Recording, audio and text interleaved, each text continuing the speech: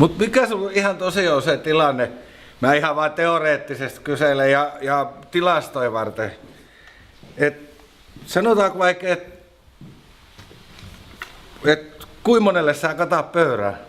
Minä en kata ollenkaan. Kun syö suoraan pannusta, niin ei tuu tiskiä. Ootko sinä syönyt? Minulla olisi tässä tätä siskonmakkarakeittoa. Se on kyllä vähän jäässä, mutta kotiin suoraan pakkasesta. Ei mitään, hileen virkistää vaan.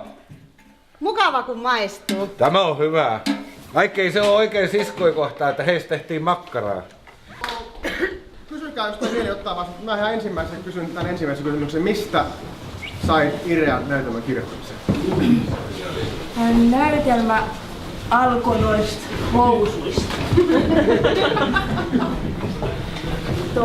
Mulla on sellainen taipumus, että jos on joku oikein hyvä jätelava sellaisella paikalla, missä ei ole erityisemmin valvonta, niin mä voin käydä katsomassa hiukan, että onko siellä jotain jännittävää. Ja en mä vitsi sano missään tarkalleen, mutta sanoin, että semmoisen 40 kilometrin päästä niin oikeasti joku suurenkokoinen ihminen oli tehnyt elämänmuutoksia. Löydyisi ihan valtavasti tässä suuri valtavi vaatteita. Ja mä riamukkasten niitä sit sieltä hajaa, että kyllä näillä housuilla käyttöön on vaikka talon seinässä leviännässä, kun musta ne oli niin romanttisen suuret. Ja sitten samoihin aikoihin oli niin, että tuolla Kaivolan kesäteatterissa Laipäässä on kysytty mut näytelmään, mä olin sanonut, että ei mun tullut mitään mieleen. Ja sitten kumminkin niin mulla on vähitellen tullut just, että nämä housu ansaittisivat semmoisen paikan, missä niitä voi esitellä. Ja toisaalta mä olin aika paljon ollut talkko-hommis mukaan tuolla Laitilan rukoushuoneella semmoista tuhopoltettu valontalo siellä talkkoilemassa. Ja sitten ehkä vielä kolmas asia, mä olen kauhean tommonen kansalaisaktiivi siinä, että kun yritetään vanhoja rakennuksia kaattaa, niin mä mielellä sitten kirjoitan jonkun pari sanaa ainakin, että miettikin vielä, että onko se ihan pakollinen se kaataminen. Tämmöisistä aineksista mä ajattelin, että mulla on niin paljon kaikennäköisiä hyviä repliikejä, kaikennäköisistä keskustelutilaisuuksista, erilaisista sivalluksista, missä ihmiset on haukkunut toisiaan muumeiksi ja millaiseksi siinä tapauksessa ne on kaikki muumeja, jotka tahtovat ottaa säilyttää ja niin kuin, erilaisia sit näitä, mitä olikaan niin ihan suoranaisia dialogin pätkiä repliikejä ja niistä mä ajattelin, että niistä saisit koottua.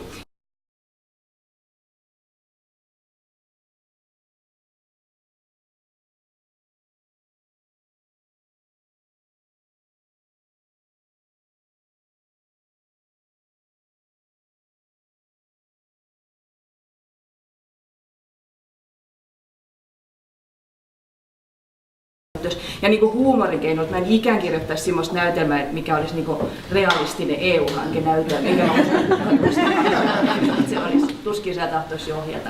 En tiedä. Se on aika näyttävä komedia. Mulla on semmoinen kysymys, mulla on sitten ensimmäisenä tullut mieleen, että mikä susta niin näistä kun tämmöinen kuitenkin komedia tai huvitusnäytelmä, niin oliko sulla joku lempikohtaus tässä ohjata? Mikä oli niin hauskinta ohjata näistä kohtauksista? En mä kyllä varmaan silleen sano. Mikä, mutta semmoisia tuli sellaisia hetkiä tavalla, kun joku niinku loksasti kohdalle. Niinku. Varmaan silloin, kun noin kaupungin työmekkä, se oli mun lisäksi, mutta se työkalu tarkastus sen takia. Niin se on luolla. Se rupesi tai se teki siis, kun sitä kautta teki, niin rupesi toimia niin yhdessä niin ne näyttelijät. Se rupesi hitsautua sille, että sitten rupesi näyttää ne näyttelijät yhdessä. Niin, tavallaan sit siitä on semmoinen. Mä en hirveästi semmoista, kun hetkistä tykkää teki, kun nyt näyttelijät rupeaa näyttelemään hirveän hyvin ja keskellä hyvin. Niin se joku semmoinen hetki tavallaan tapahtui siihen. Niin oli varmaan, että se jäi niin mieleen. Joo. Niin mä ajattelin just, että kaupungin työntekijöitä, enhän mä siihen näytelmään ollut kirjoittanut mitään löntystävät, vaan se on sitten niinku nähty, sä olet nähnyt sen, että millainen niiden kuuluu tulla tähän lavalle. Et esimerkiksi näytelmässä oli jotenkin paljon vilkkavat, ja kyllä mä nyt kuulin, että täällähän oli kaupungin työntekijöissä näytös, kun mikä päin mä ajattelin.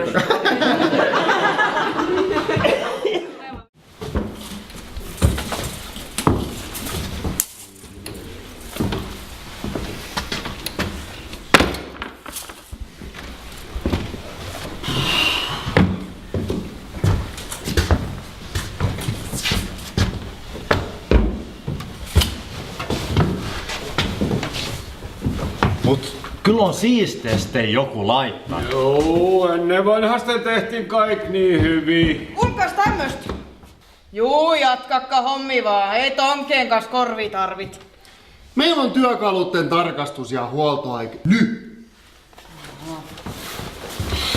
Kaikilta kaupunkivirasto-osastolla tuli tämmönen sähköposti. Kaupungimme uuden kulttuuritalo Tähthousun avajaiset lähestyvät. Kulttuuritalo Tähthous. Missä semmonen on? Täytyy sanoa, että heti tuli mieleen. En oo ikään kuullutkaan mistään Tähthoususta. Kuka niitä kaikki kulttuuritiloja tietää? Niin mä en oo muuta kuin käynyt kerran elämässäni teatterissa. Etkä meinaa enää ikämen. No juu, kyllä siellä on juuri istus kattelemassa niitten näyttelijöiden pelaamista, mut jotenkin outo se kyllä olla. Ai. Mä en muuten käy kirjastossakaan. Ikäinen oli yhtäkään kirjan veronmaksajan rahoin lukenut. Jossain tässä sataman lähellä sen pitäisi olemaan. Just niin kuin mä luven. Vielä Uudenkaupungin Ei se mitään, että kulttuurilautakunnat päätti rahassa, jota niinku vissiin pari päivää ennen, eli saadaan myös ensi vuonnakin avustusta. Ai niin, oi, no se onkin hyvä. Joo, ei kun niistä hallareista, missä oli Uudenkaupungin maakunnan, musta sanoisin, että se oli vissiin viimeinen kerta, kun saatiin ne lainat.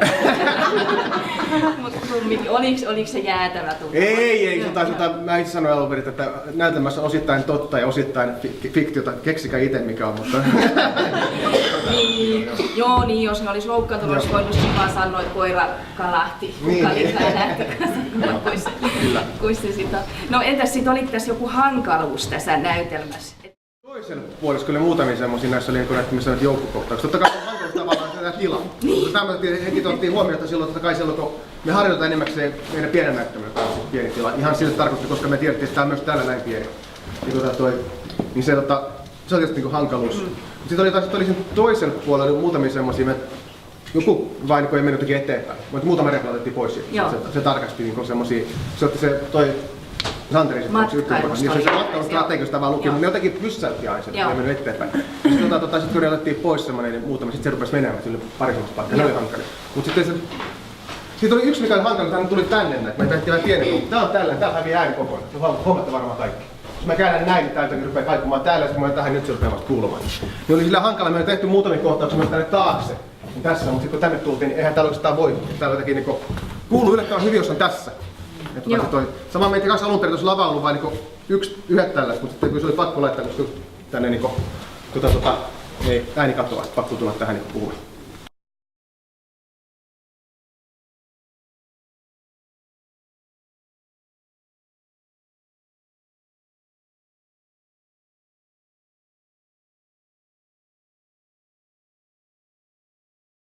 Sitten näistä kielistä erilaisista, mulla on kieli kauhean tärkeä näytelmässä, niin jollain tavalla musta osuus kauhia ihanasti tuohon, sekä Kaivolassa oli tuo Tornionjokilaaksosta kotoisin tämä pääosa esittäjä Kirsti, ja täällä on Hyrynsalmelta ollut toi Orhosen Eija kotosi, niin hänen kanssa me tehtiin, niin kun nämä repliikit kirjoitettiin sit sillä tavalla yhdessä, yhteen semmoisen ehtopäivän. Ja minusta se toimii ihan kauhean ihanasti, ne illoa, valloa ja palloa ja muut tämmöisen.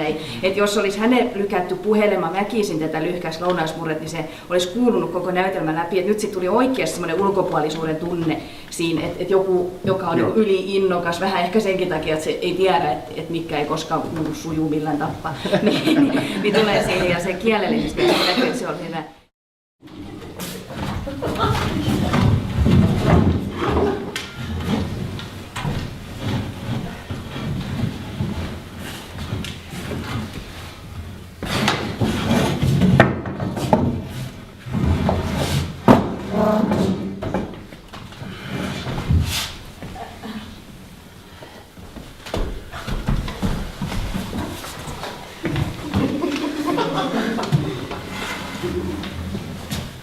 Kenes poikki sä olet? Viimeksi kun on passia hakenut, niin laitoin kyllä rastin siihen, missä luki nainen. No, se on semmoinen sanonta vaan. Me ei ruukata sillä tavalla kysyä, että tiedetään heti, kannattaa jatkaa pitemmällä. Kato, jos toinen ihan pököpäis suku ei niitä aloittaakaan. No onhan se niinkin. Meidän suku on tuolta Kaennusta, voidaanko jatkaa? Otetaan riski. Antti vaan. Me sit ollaan asuttu näin luonnolla koko ikä ja koko suku. No, meidän mamma isotäti asus kyllä vähän aikaa Porissa. Hän tietysti karusi sitä koko loppuelämänsä. eikä ketään meitä sen jälkeen lähettänyt hänen joulukorttikaan. Et kyllä vähän tarvitsisi katsoa sitä, mihin mennään. Minä oon Kirsti. Kehtaatko auttaa pikkusen? Ei tää mun talo ole. No ei tämä kyllä minunkaan talo on, mutta hirvittää kahtoa vierestä, kun näin mukkiin menevän näköinen laitos hajoaa. Kantaottavuudesta sen verran, että tietysti tuossa nyt, mä nyt ainakin ajattelen kahdelta kannalta montakin asiaa, että kyllähän ne niin kuin vanha rakennuksen, niin tietysti niitä on ennen sottia rakennetuja rakennuksia on Suomen rakennuskannasta 2%. Et ehkä sitä ei niinku Uudessakaupungissa käsitä, koska täällä on niin valtavasti tätä puutaloalueita, mutta koko Suomen rakennuskantaa kun katsoo, niin 2% on jäljellä. Et mun mielestä kyllä, että kun 98% on annettu periksi, niin mun mielestä sitä 2 ei tarvitsisi antaa yhtä. Et sitä mä, niin mä tahtoisin siinä seistä oikein niin lujasti, että ei voi rahaa loppu aina siihen kohta sit. Ja eikä se aina välttämättä ole rahasta kiinni, vaan myöskin tämmöistä arvostuksista. Mutta kyllä tietysti sitä realismiakin täytyy ajatella ja niitä, että mitä tuossa on kommenteerattu. Että kyllä se, että jos parkkitila tarvitaan, niin kyllä parkkitila tehdä täytyy.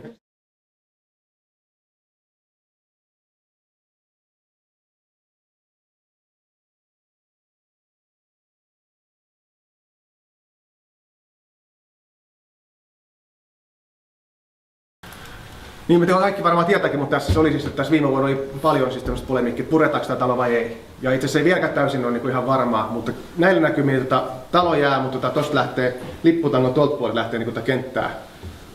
Lähtisi pois, että jotain parkkialueita niin mahtaa tulla. Mutta taas tuonne toiselle puolelle tiedät tulisi lisää niin taas niin sitä parkkialueita, että tämä talo jäisi. Niin toi kenttä, joka osittain häviää. Joka tavallaan ei ole enää niin suuressa merkitystä, mutta tuo kenttähän on niin sitä ollut niin se tässä talossa varmaan niin merkittävä kuin tämä talo. Että täällä oli kaikki vanhat ihmiset puhun lähteä kentälle, siis niin VPK-kentälle, ei puhu paviljonista. Että tuossa on ollut siis niin tuhansia ihmisiä, joskus tuossa vissiin ollut kuviakin näkyy, että siellä on täällä laulujuhlia ollut tosi paljon. Mutta se ehkä tästä pienee, mutta ei ole ihan varmaa, mutta näillä näkymillä. Ja VPK on ollut hirveän tyytyväinen saanut tälle talolle niin lisää niin näkyvyyttä. Sit toivottavasti tästä myös talkoita ruvetaan tekemään, että semmoista suunniteltu, että se myös kunnostettu talkoilla. Sinänsä hyvässä kunnossa tämä periaatteessa on tämä ihan semmoinen niin perusta. Tai vähän maalaamista, semmoista vähän lattialakkaamista sellaista. Ihan hyvät näkyy. Niin. Joo, kyllä se kanssa ulkopuolella, kun joku sanoo, että kun se on niin paljon laho, niin kyllä se minusta ihmeellistä on, että kun siis joku just semmoinen, kenen mielestä kun maali on rapistunut, niin tarkoittaa, että talo on laho. Niin kuin maali pitäisi pystyssä sen seinä jollain tavalla. Ei noin kuin silmäileni ehkä, mutta emme varsinainen rakennustarkastaja.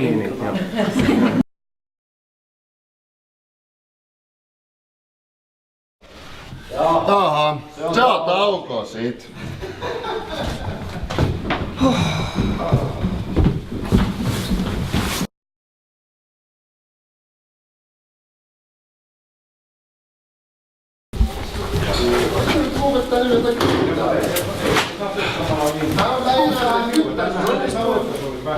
Jos se on epäonnistunut sampunut se, ja voittotaan. En